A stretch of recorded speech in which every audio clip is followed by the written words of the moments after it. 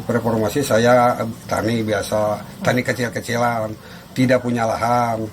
Lahan masyarakat udah sempit, ditambah di kehutanan pun tidak diperbolehkan. Tapi sesudah diberitahu bahwa malah sesuai dengan Undang-Undang Dasar Pasal 33 bumi air dan alam yang dikuasai oleh negara untuk kemakmuran rakyat, ternyata bukan.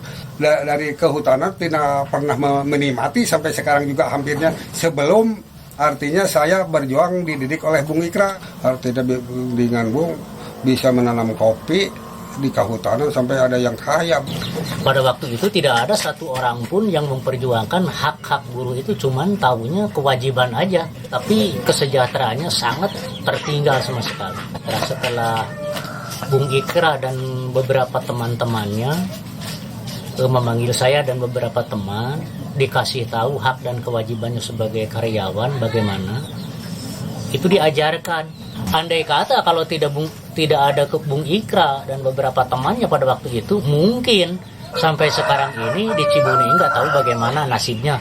Setelah reformasi, kemudian saya direkrut ke Indonesian Corruption Watch. Setelah kurang lebih 2 tahun di ICW, saya diminta untuk menjadi wakil koordinator kontras.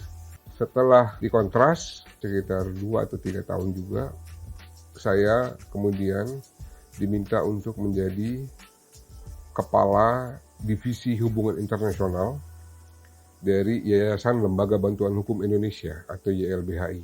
Perjuangan di lembaga non-pemerintah ini, untuk organisasi non-pemerintah ini, pada akhirnya membawa saya pada satu kesadaran baru lagi bahwa pemenuhan hak asasi kita ditentukan oleh apa yang disebut sebagai politik.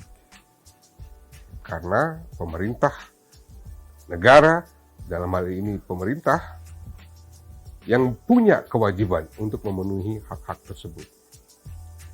Untuk itu saya memutuskan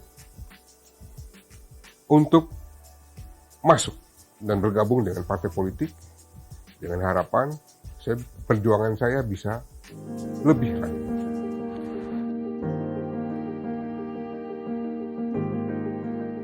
Assalamualaikum warahmatullahi wabarakatuh. Izinkan saya bekerja untuk Anda, warga Depok, khususnya Kecamatan Cilodong dan Kecamatan Tapos, dengan datang ke TPS pada tanggal 17 April, pilih nomor urut 1 dari PDI Perjuangan, Ikra Fani Hilman. Terima kasih.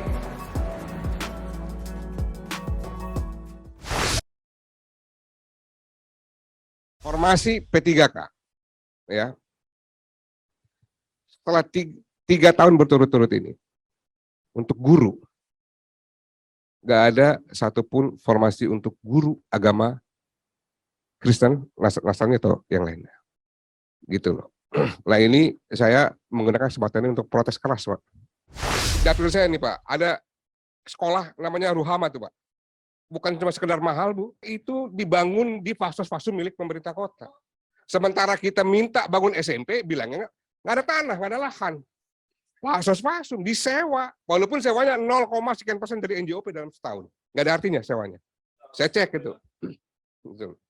Jadi gini, kalau misalnya dia bisa dikasih waktu ya dalam setahun 2 tahun, oke, bangun sekolahmu, kamu udah puluhan tahun di situ, duitmu udah banyak ya, sana bangun sekolahmu sendiri.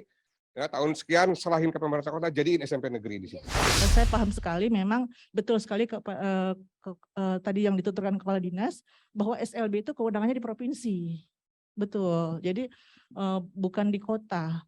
Permasalahannya jadi memang agak pusing ya, Bapak Kepala Dinas Pendidikan. Nanti saya sampaikan, nggak ada masalah. Yang masalahnya bukan, masalahnya adalah paradigma dari dinas pendidikan ini yang nggak beres. Nanti saya ungkapin di mana masalahnya. Kenapa ada distrik? Kenapa kita mesti bikin distrik? Kenapa kita mesti bikin Kemendiknas? Karena ada tujuan kita bernegara.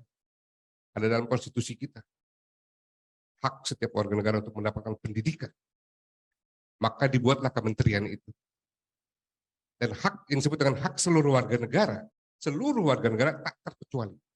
Sebetulnya ini yang saya bilang, justru tantangan terberat dari perda ini adalah merubah paradigma. Terutama paradigma dari pemerintah kota. Gitu loh. Bahwa setiap warga, satu orang pun nggak boleh ditinggalkan dari kebijakan pembangunan. Bahwa hari ini kita bisa memenuhi 10 orang, lain soal. Tapi kita tunjukkan bahwa tahun depan harus 20 orang. Tahun depan harus 100 orang. Ya. Sampai nanti kapan tidak ada satupun disabilitas yang nggak kita urus. Aset pemerintah kota itu bukan milik pemerintah kota, Pak. Seluruh aset di Republik ini, termasuk yang dimandatkan kepada pemerintah kota, adalah harus memenuhi prinsip dari rakyat, oleh rakyat, untuk rakyat. Makanya pemerintah kota, bahkan negara pun nggak punya hak milik atas tanah atau atas apapun yang ada di Republik ini. Dia cuma punya hak untuk menguasai. Ini yang membuat saya semakin keras itu adalah karena kalian semakin angkuh gitu loh, kelihatannya gitu. Tapi kalau mau dibikin masjid ya udah. Ini prosesnya jangan merasa sebagai pemilik. Enggak, bukan pemilik. Ajak mereka ngobrol. Tapi karena nggak mau ngobrol, mereka masih begitu juga. Ya udah, mau nggak mau saya pasti ada di sisi mereka. Bagaimanapun juga saya wakil rakyat kok, bukan wakil bapak gitu loh. Nggak pernah dibilang. Baru kemarin pernyataan Pak Wali Kota. Pernyataan pun bukan kepada orang tua siswa. Dipanggil aja Pak, jelasin, ngobrol. Gitu. Nah itu yang saya sebenarnya sesalkan. Sampai itu belum dilakukan, ya selama mereka masih mau ngelawan, ya saya akan ada di sisi mereka. Terima kasih Pak.